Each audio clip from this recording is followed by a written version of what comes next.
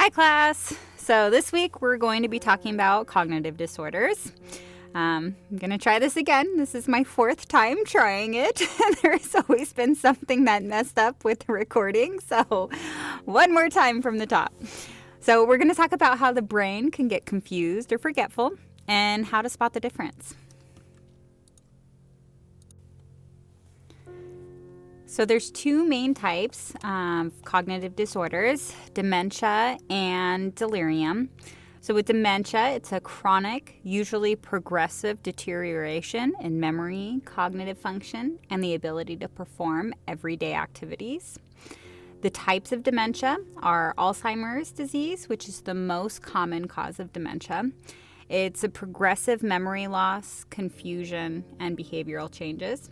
And then there's vascular dementia, and that's caused from impaired blood flow to the brain, often after strokes. So there's other causes as well, so HIV disease, and that can cause cognitive decline in the advanced stages, so more along the lines of like AIDS. Head trauma, so repeated injuries can lead to chronic cognitive impairment, so think of the footballers. Parkinson's disease, or boxers, that's another one, right? So Parkinson's disease may develop dementia in later stages of the disease. Pick's disease, and that's a type of frontotemporal dementia, which causes personality changes and language problems. And then lastly, the Creutzfeldt-Jakob's disease. It's rare, but it's a rapidly progressive, and when I say rapidly, I'm talking like within a year. They go from their normal selves to end-stage dementia. So rapidly progressive neurologic disorder, and it's caused from prions, also known as mad cow disease. But it is fortunately very rare.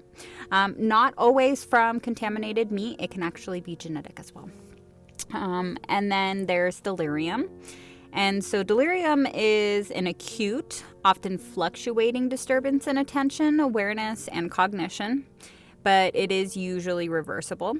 Common causes of delirium is infections, electrolyte imbalances, or even organ failure. It can be substance-induced, which would be due to intoxication or side effects of a combination of medications or polypharmacy. It can be from substance withdrawal, especially alcohol and benzodiazepines. And so there's multiple etiologies that really can cause delirium. It can be a combination of the above factors or really even an unclear source. So delirium is when someone suddenly becomes really confused, and it can happen really fast, but it can be very serious. So these are the official signs providers look for to diagnose delirium. So the DSM-5 TR criteria for delirium. So disturbance of attention and awareness, cognitive changes, so memory deficits, disorientation, language disturbance, or perceptual disturbance. Often, as I was saying, a very rapid onset, and it's due to a general medical condition. So delirium comes on quickly and can actually go up and down in how bad the symptoms are. So, and I'm talking like 1 hour, they are really drowsy and wanting to go to sleep, and the next minute they are up and swinging their cane at you, and then the next minute they are this sweet little person that is telling you stories of their grandchildren. So it can fluctuate hour by hour, even minute by minute sometimes. Typically caused from something medical, so a precipitating medical cause. We should all know by now that UTIs probably one of the more common causes of it, but infections. But the great thing is most typically it is reversible. So delirium can look very different in different people. So some people get wild and agitated.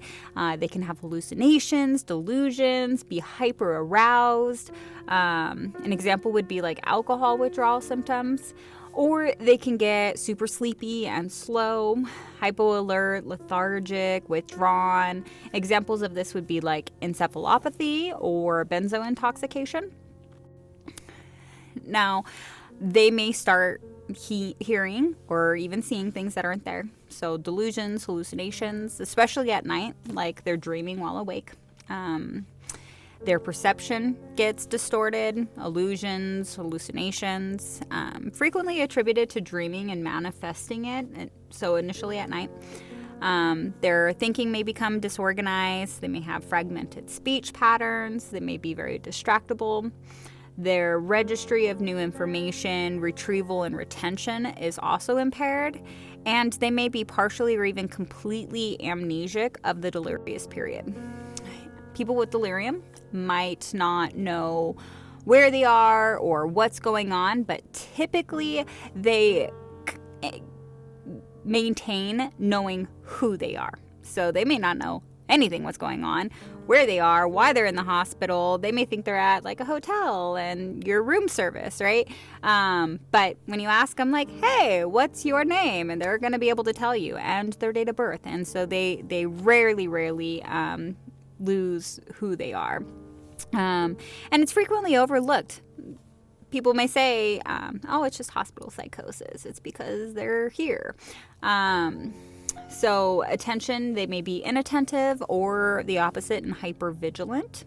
They may appear to drift off in thought. I'm sure some of you guys have seen me do that or even seen each other do that after a long study period and you're talking and you're just exhausted. You've been studying for finals and you're talking and it's like, well, and you drift off. You could have actually a little bit of delirium. So their sleep could be all over the place. They may be up at night, sleeping during the day, which of course can make you more confused because there is that disruption of the sleep-wake cycle. Sundowning can be sometimes seen with the delirious patients. More often we see sundowning with the dementia patients or patients with dementia. And then if they're not agitated, if they're more hypoactive, it can mimic depression or anxiety. And so it could be like, oh, they're just seeming very depressed or they're seeming very anxious because they're here, but really it's a sign of that they're delirious. So fluctuations, as I was saying, they can become hyperactive versus hypoactive versus mixed. It can kind of be a combination. And then that can lead to injury. So if they're just kind of sleepy and groggy and then they're like, oh, I got to go pee and I need to go do this, and they jump out of bed, they can fall and hurt themselves or lead to injury of others.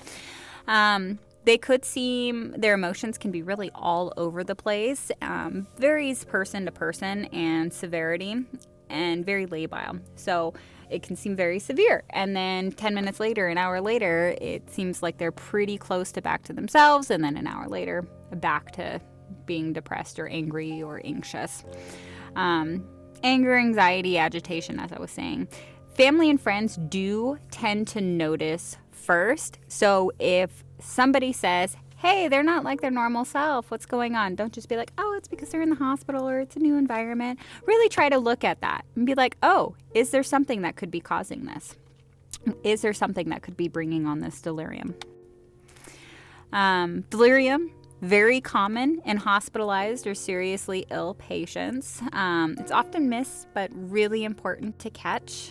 So certain people have a higher chance of delirium, like older patients, children, previous brain problems, so previous head traumas or strokes, for instance, drug or alcohol abuse, post-cardiotomy, so any cardiac, heart surgeries can also put them at higher risk for delirium. Severe burns, because again, that can mess with their electrolytes, it can mess with their fluids, it can mess with all sorts of things, and then even their senses. And then infirmities of senses. So if they're deaf or hard of hearing, if they're blind or they have cataracts or their vision is impaired, or going back to like say the severe burns, what if it's on their fingers or their hands and they have like the decreased sense of touch, or if they have neuropathy or they're diabetics and they have that severe neuropathy, we can mistake that they're delirious, or it can contribute to their delirium. So to figure it out, providers look at multiple different things. Nurses, we want to look at all of these things to try to bring the big picture together. So we're taking their history, their physical, neurologic exam. We're looking at their drugs, all of the drugs, right? If it's prescribed, if it's over the counter, if it's illicit, alcohol history and screenings. We're checking labs, so CBC, CMP, LFTs, checking the UA, checking their inflammatory markers, checking for STIs, B12, folic acid, ammonia levels. So we'll see ammonia levels often increased in our patients with alcoholism or liver disease. And ammonia can make you very confused. It's very toxic to the brain. And then getting a chest x-ray, looking for infection. We're checking their EKG, making sure nothing cardiac. EEG, that's looking for like brain seizure activity. And then ABGs is obviously looking at their oxygenation and their blood gases. And then, of course, a psychiatric evaluation. Is there something else psychiatric going on? So, best treatment, we really want to find and fix the cause while keeping them calm, avoiding meds that can make it worse. So usually it's multifactorial. It can be infection, new environment, multiple different things going on. Looking at the medications for toxicity, looking for interactions. We're reorienting the patient. We're giving them their glasses. We're giving them their hearing aids, putting them in a quiet, unstimulating environment don't isolate them. So it's not like, oh, hey, we're going to try to fix this delirium. Let's shut the door. Let's keep everyone out. No visitors. You just kind of stay in there. That can be very isolating and can make the delirium worse. So to a point, we want to make it quiet, but maybe calming music on the TV rather than like Jurassic Park playing. And then pay attention to the patient. Listen to their concerns and fears, and then reassure the family regarding the transient nature that it will get better. It will improve. And then antipsychotic medications for agitation. There is a big asterisk next to this because we can use the antipsychotic medications for delirium, but there is a big old black box warning for using it in agitation for patients with dementia. There's only one antipsychotic. I think it's Rexulti. I'm not going to test you on that, but really being cautious with that. And then benzodiazepines can often make delirium worse. So something to be aware of. And then one-on-one observation if needed. So having a sitter with them, that can be reassuring. And then restraints, really absolutely only when necessary. The wrist restraint, so if they have a feeding tube in, if they are picking at their lines and they're pulling things out, that's potentially, but sitters are often way better if we can.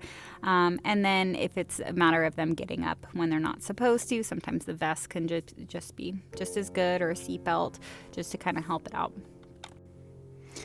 Now we're talking about dementia. This is a slow decline in memory and thinking, and unfortunately not typically reversible. So providers diagnose dementia when someone's thinking problems make daily life hard, and it's not due to delirium. So the DSM-5-TR criteria for dementia is they must have at least one of the following impairments. So complex attention, executive function, learning and memory, language, perceptual motor, social cognition. They may have the cognitive deficits interfere with their independence in everyday activities. The cognitive deficits do not occur exclusively in the context of delirium, and the deficits are not better explained by another disorder. So, dementia tends to affect memory, language, movement, and problem solving. Everything tends to get really hard over time. It's kind of that slow, progressive decline. So amnesia, forgetfulness, very common, probably the most, obviously, with dementia. Speech difficulties, their executive dysfunction. And then psychological impairment. So their short term tends to go before their long term. It's kind of like like a mental aging backwards. And so they lose their most recent memories, and then it starts to go out. So oftentimes you'll find these patients still thinking that they're in their 30s or in their 20s, even childhood. And so they're looking for their parents for reassurance. They're looking for their mom. They're looking for their dad.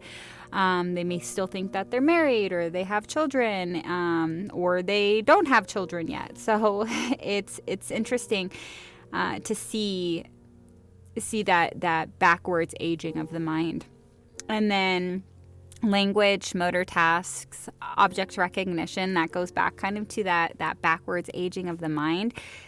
Think of it much like how you wouldn't expect a toddler or an infant to be able to identify what a pen is, or something simple where you're like, oh, what's this? And they're like, I have no idea. Would you expect a 2-year-old or 3-year-old to be able to name exactly what that is? Same sort of situation with that. And then planning, organizing, sequencing, and abstracting. So different things that can start to, again, the mind starts to age backwards. And interesting, I know, tidbit of information, but the same protein that they have found in Alzheimer's, the tangles, it's the tau P14, I believe. But again, I'm not going to test you on it. It's just something I thought was interesting, is that they found, so the same protein that they find in Alzheimer's disease is highly prevalent in premature infants in the brain as well. So we know this protein is responsible for something with memory and building of the brain. And then after the premature infants are no longer in their like infantile, that protein kind of dissipates and goes away. Whereas then it kind of returns in or comes back in Alzheimer's and mistangles. So I thought that was really interesting. It's probably something they're studying and searching, and hopefully we have a cure for this by the time all of us are at the age that it would be a concern. All right, sorry. Squirrel tidbit of information. Fun fact. So forgetfulness starts small, like asking the same thing over and over or losing track of things. So they can have increasing difficulty with learning and retaining new information. They may ask those repetitive questions, frequently call and forget that they called. So we'll hear a lot of times from family members like, oh my gosh, my mom calls me every 10 minutes because she forgot that she called me 10 minutes ago. Or them even calling you to their room. They know that call button, right? And so you go in there and you're like, hello, Mrs. Smith, or hello, Mr. Smith. What can I help you with? They're like, oh, can I get a glass of water? And you're like, oh, I just brought that in. Here you go. It's right here. Oh, thank you. And 10 minutes later, it's the same thing. So misplacing objects and missing appointments. They have difficulty handling complex tasks like balancing a checkbook, reading a book, following a menu. And those tasks like managing money or following the recipes can get really confusing and so frustrating. And so imagine being in their mind where it's like, oh, why can't I do this anymore? Reasoning ability, they may start to make poor choices or not understand what's appropriate in social situations. So they may have it seemingly disregard for normal social rules, and then get a marked anxiety with unexpected failures. So they're not doing it to be difficult. It's just in their mind, it's normal, right? Spatial ability and orientation. So driving accidents sometimes can be the first sign that dementia is happening or it's worsening. One of the patients that I've had to take their driver's license for, which I hate doing, I really do, because it's taking away their independence. And then once that independence is removed from them, it can be a quicker decline in their cognitive and executive functioning, which is really sad. But you have to keep them safe, and you have to keep the other drivers on the road safe. So getting lost. So one of the patients that I had to take his driver's license, he got lost on his way to the supermarket, which was like a couple miles from home. He was driving there and somehow ended up on I-80 and called his wife because he was scared. He didn't know where he was, and it turned out he was 100 miles from home. He was heading out to California. He had no idea where he was. She had to call the police, and he was giving road signs, and they had to go and find him. Because he didn't know where he was. But fortunately, he knew he had a cell phone, and he knew he had his wife, and he could call her up and be like, I have no idea where I am. And he had lived in Reno his entire life. So that was a really jarring issue for his wife and for him. And then I had to take away his driver's license, which was really upsetting for him. And then accidents in the home. So they leave the stove on, start a fire. They leave something where it doesn't normally go, and then they fall on it. And so big accidents in the house can happen. They may struggle to find the right words, and their sentences may not make much sense. So word hunting, they may have a lot of grammatical errors, and then that simplified language, it has almost like a childlike sound to it. Their words are a lot more basic. They've stopped using higher multisyllable words, and they could be highly educated people, and they sound like a 5-year-old trying to communicate. And so that can be really sad for family and friends and people around them, and even the staff and nurses. And then their behavior can change, although I would say behavior changes tend to more frequently happen in end stage Alzheimer's or dementias, or frontotemporal dementia. So early stages, the behavioral changes may not happen at all. But they can be more passive. They can seem more confused or messy. They could misinterpret stimuli. And then a big thing that I've seen is the change in appearance and cleanliness. So I have this one patient that he's been my patient for about 6 years. Very buttoned up, very clean, straight edge, would come in, and he would always wear this cute little bow tie and just very well put together. And then over the past couple of years, I've started to notice his hair would be more disheveled, more oily, and then he started to come in with just kind of t-shirts. There would be like food on the shirts, and to the point where I was like, hey, there's something going on. Can you bring in family members? And so I would call and make sure that at his next appointment, he would bring someone with him. And they were like, oh yeah, no, I've noticed that a lot. And so we were able to kind of make that diagnosis off of just behavior and his memory and doing the mini cogs and such. But it's slight little details that can often go undetected for quite some time. So dementia has stages. It starts with small stuff and then tends to get more serious until full-time care is needed. Now, I am not going to grade you off of what stage of dementia do we think this patient's in. Like, that's not what I'm trying to do. I'm just trying to make sure you can see as nurses, just be able to detect, like, oh, okay, this is what's going on. And yes, they are progressing, or maybe they have a mild impairment. They're having difficulties balancing their checkbooks. Moderate, their difficulty with household cleanup, require some assistance and self-care. Maybe they have a cleaning service start to come in, or some home like caregiver sort of services come in.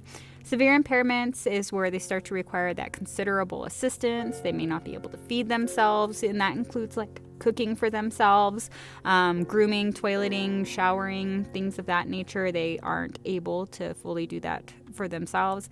And then profound impairments, patient may be completely oblivious to their surroundings. So this shows how dementia can affect movement, behavior, and brain function. It's more than just memory. So must be present at least some level of amnesia or cognitive decline. Speech difficulties can be common, and then executive dysfunction. It's impairing their day-to-day. And then should be present impulsivity, disinhibition, rigidity, repetitive behaviors, self-neglect, And then probably present, although I will say this is probably more present in some of the neurological dementias like vascular dementia or frontotemporal dementia. More present in late stages of dementia like Alzheimer's. Again, this is not something I'm not going to ask you and be like, what should be present and what must be present. That's not what I'm shooting for. This is just more for FYI. So it usually comes on slowly and can't be reversed, though medical problems can make it worse. So key points, generally long-term, it's insidious onset with hallmark of events. Underlying medical conditions can make it, and then very rarely reversible. So this is how providers figure out how it's dementia or if it's something else. It's kind of a step-by-step process. There's this algorithm that's pretty fancy here. But again, going back to, I'm not going to test you on this. It's just more of for your information. I think it's really helpful to understand how patients get diagnoses and how it's detected, or if it's just like, that's probably what they have, right? There is a process in diagnosing. So delirium versus dementia. Delirium is often fixable, but it's abrupt, precise onset is known. We know that there is some sort of illness. It could be lasting days or weeks, but again, going back to that, it's reversible. Disorientation early in the illness, it can vary hour to hour. Prominent physiologic changes, and then fluctuations in the level of consciousness, and their attention span is typically very short. And then their disturbed sleep-wake cycle, hour-to-hour variation. With dementia, it's an insidious onset with an unknown date. It's slow, it's gradual, it's progressive decline, generally irreversible.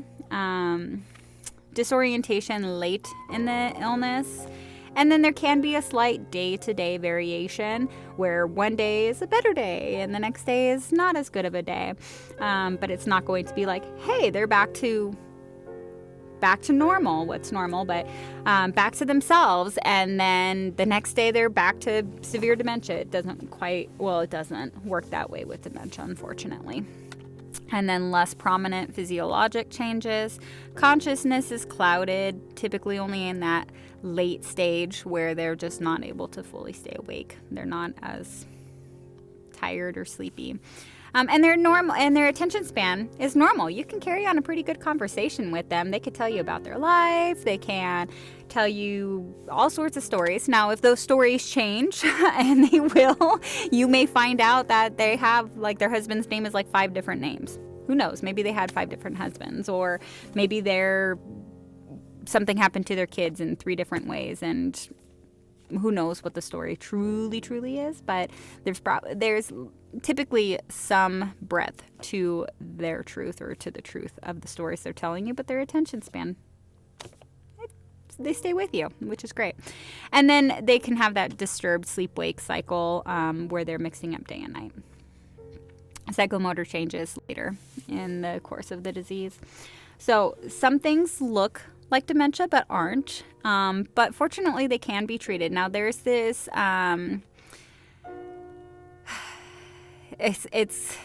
it's called like dementia, things to look for. It's not dementia, but things that you're looking at for when they're potentially delirious. But so 10% of apparent dementias where it's like, oh, they have dementia, drugs, emotional illness, so depression, anxiety. It can be metabolic or endocrine disorders, thyroid disorders, B12 or folic acid deficiencies can cause apparent dementias or make it look like they have dementia. Eye or ear problems, so being hard of hearing or losing their hearing or losing their sight can make it look like they have dementia, and really they don't. Nutritional deficits, so protein deficits, even in, as I was saying, the B12 and folic acid, tumor or trauma, infections, and then alcoholism, and that I lead you back to the protein, B12, folic acid deficiencies. So people with dementia can act out or wander. It's not on purpose, but because they're confused or scared. So wandering can happen, can be pretty common. One of the things that can be quite helpful actually with wandering, and if families come to you and they say, hey, you know what, mom or dad or sister or brother or my family member is they're wandering, I'm really concerned about it. I'm sure you've seen it in the news where it's like a code silver and we're looking for an endangered elderly person, typically with the dementia. Air tags. Air tags are great. They're inexpensive, especially compared to some of the other anti-wandering or the tracking tools that can be used for dementia patients, but they sew them right into like their clothes. And so having 3 pairs of pants or 3 shirts and then just kind of keeping those clean, sewing it right into or putting it into a pocket is great, because then you can track them if wandering is a big concern. Agitation, and that could just be like irritability, screaming, incontinence, aggression, especially in the later stages, because if they don't understand what's going on, they don't know who you are, they're not familiar with their environment, they're scared, and they may act out on that fear. Psychosis, and then disinhibition. So with the disinhibition, one of the things to think about as well is, and it frequently or can happen, is in our elderly patients with dementia, the males, they come from a time where patting a rear end or pinching a rear end is a compliment. And so if their mind goes back to that and they're 20 and they are like, boop, gonna give you a pat on the butt or give you a squeeze, don't take that. I mean, don't let them do it, but don't be like, oh my gosh, he's assaulting me. And I mean, you can, but just be like, oh, nope, I don't like that. That's not okay. And then just kind of watch your back end, watch your rear end, because in their mind, it's still, that's a compliment. They're paying you a compliment. Why? And then they don't have the brain to tell them, see, I just had a little bit of thought blocking, but they have disinhibition where they're like, boop, gonna pat the butt. So just kind of watch your rear end, pass it on and report that there may be a pincher or a rear end slapper, and then just make sure you let them know, hey, I don't like that. That's not something, nope, please don't do that. And just kind of move on with it. So going back to wandering, reasons for wandering can be for multiple different things. They may be trying to go home, boredom, pain. They have excess energy they're trying to expend. They're searching for the past, expressing boredom, and then confusing night with day. They could be continuing a habit. So if they worked for 50 years and they have to go into their car and they have to drive to work, they have to open up the shop, they're just trying to continue that habit. And then the second they walk out the second they walk out their door, they turn around and that house is not their house. They have no idea where they are. So then they're trying to find their house, right? They're trying to find their mom. They're trying to find their dad. They're trying to figure out what neighborhood they're in, and they don't get why their environment is totally changing around them. And then that can make them agitated, or they can be agitated and they start to wander.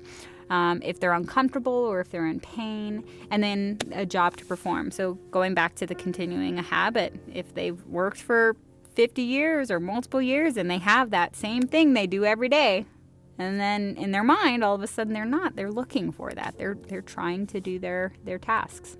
And then acting out dreams. So it's almost like a sleepwalking type of thing that they're doing.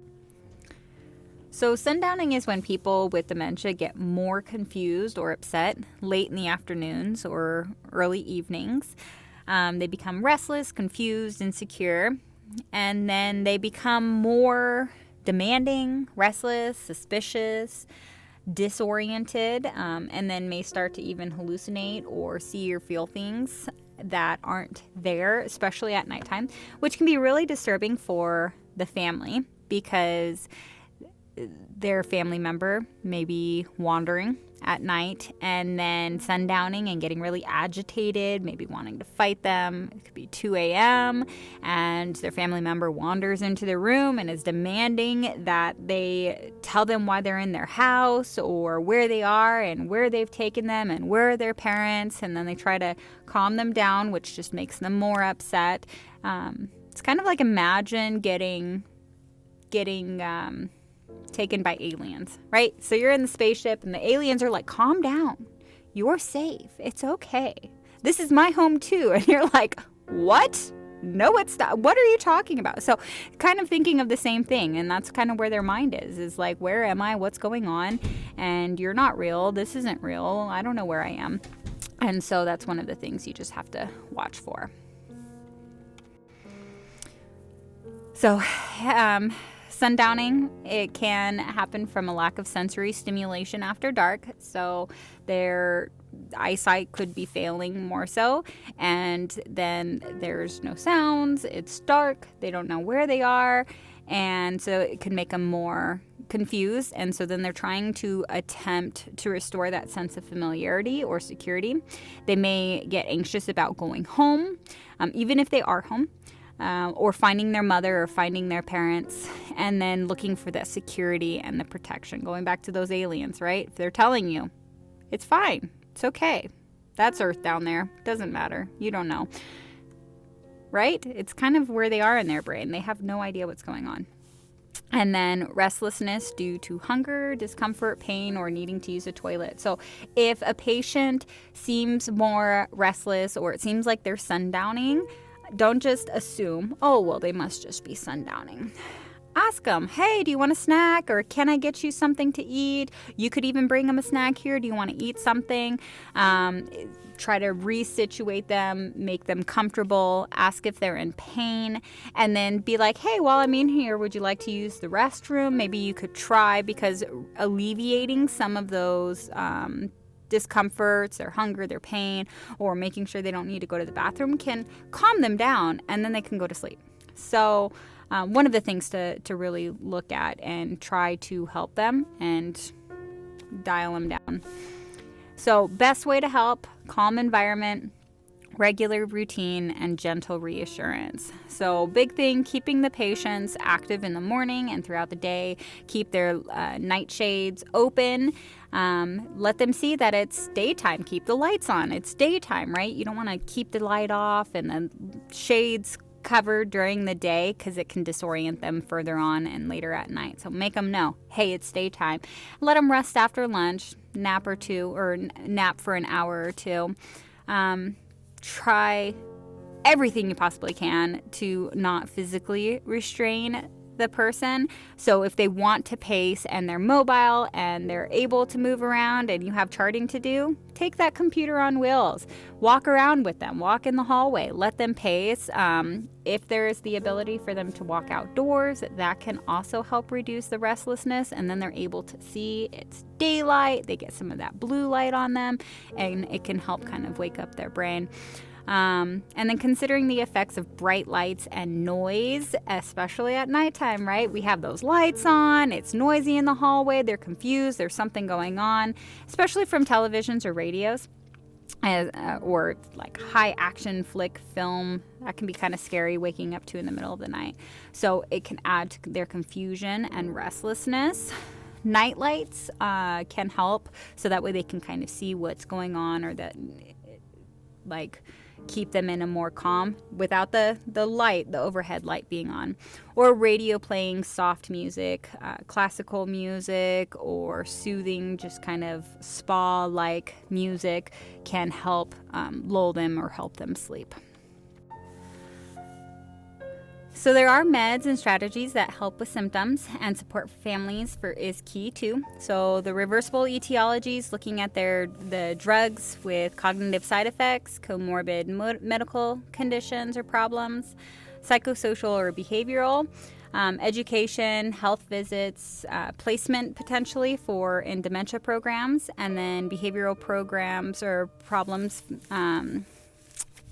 helping to treat those, and then care for the caregivers, so respite care. And then pharmacological treatments we can have. There's like over-the-counter stuff like vitamin E or things that can strengthen the brain, but very all theoretical and in study. So cognitive enhancers are like donepezil, rivastigmine. Now those are enhancers. They don't stop or reverse dementia. They just may show some improvements. So it may be like, oh, I'm able to remember turning off the light today, or able to remember that they ate already. And so little improvements like that. And then psychotropic drugs like SSRIs for the depression or anxiety. Benzodiazepines very rarely, but can make it worse. And then antipsychotics, again, with a very strong asterisk, is there's only one antipsychotic that's actually on the market and approved for aggressive behaviors related to dementia. And so they don't recommend.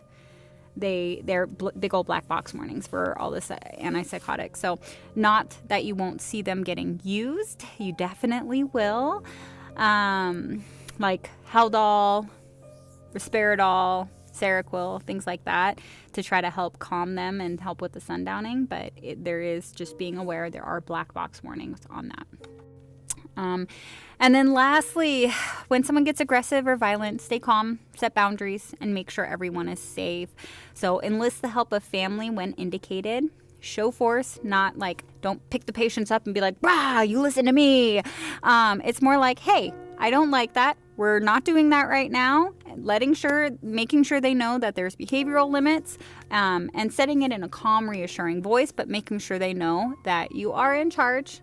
Don't yell at them. Be like, "Yeah, listen." But more like, "Hey, no, we're not standing up right now." Or, "Hey, do not hit me. I don't like that," because they're swinging. They're coming out swinging. They're confused, right? So setting those limits. And then physical restraints really only when necessary. And it can be as simple as like if they keep getting up. It could be like the vests. It can be a seatbelt. Things like that. Now we're going to do a little activity. And this activity is just for you. You don't have to turn anything in, and nobody's going to see your list. This is more for your information, so you can kind of get a better understanding of what a patient with dementia may be experiencing or going through. So I want you to write down 5 items, or 5 of each items below. So I want you to write down 5 of your valued or most valued activities of daily living, 5 of your most significant childhood memories, 5 meaningful recent memories, 5 of the most important people in your life, and then 5 treasured possessions. And again, this list is just for you. Nobody is going to see your list. You don't have to turn anything in, and it'll be used for the project that we're going to be, or the activity we're going to be doing.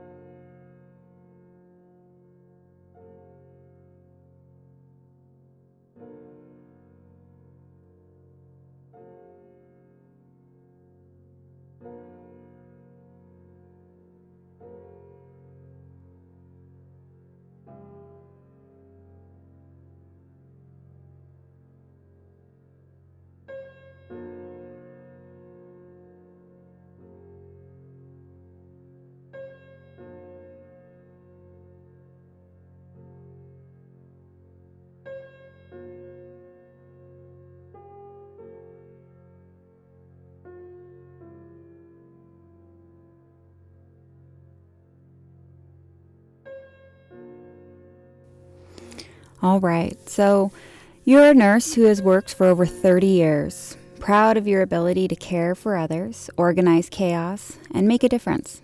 But lately things feel different. You're still working part-time in the hospital. You know the routine, morning huddles, rounds, medications, and notes. But today, the electronic charting system you've used for years suddenly looks unfamiliar. You stare at the screen longer than usual. You forget a colleague's name mid-sentence. At home, you find your keys in the freezer. You laugh it off, but deep down, you feel a shift. Now I want you to cross off 2 activities of daily living from your list, 2 recent memories, and 1 possession.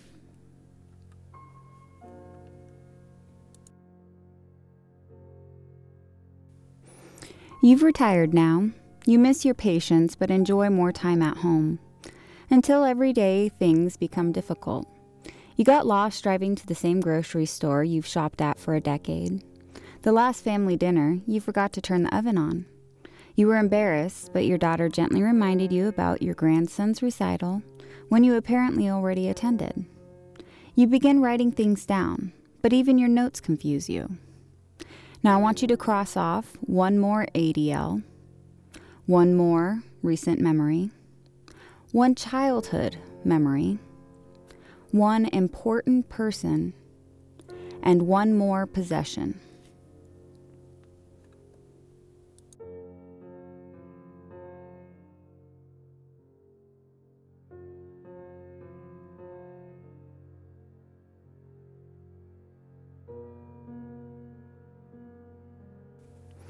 You rely on others now. Your daughter helps you with your medications. You often forget to shower unless reminded. Some days, you call your son by your brother's name. You begin to isolate more because you're scared of making mistakes. You don't remember your neighbor's name, the one who brought you soup every time you were sick. You still try to make your bed, fold towels, do something that feels like you, but it's getting harder. Now I want you to cross off 1 more ADL, 1 more recent memory, 1 more childhood memory, 1 more important person, and 1 more possession.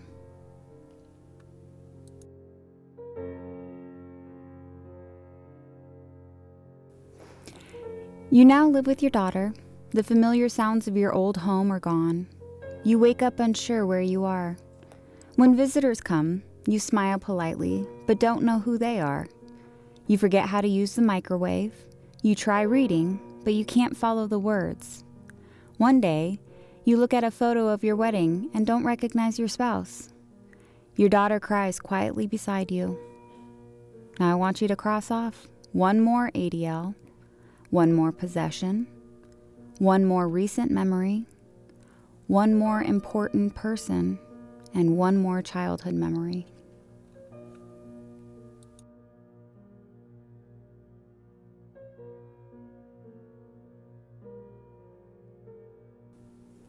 You can no longer dress yourself. You don't recognize your reflection. Words come slowly, often not at all. You sit in silence, sometimes humming tunes no one recognizes. You reach for your nurse badge, but it's gone. You no longer remember what it meant. The faces around you change daily, or so it seems. Yet sometimes, in the quietest moments, you smile, perhaps at a fleeting sensation or a name whispered in your mind. You are still here, but the world you knew has faded. Now I want you to cross off 3 more of the remaining items.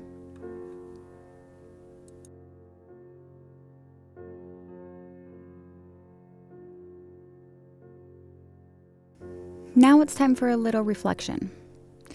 Which loss was the most painful or surprising? How does this activity change the way you view people with dementia? Really think about it.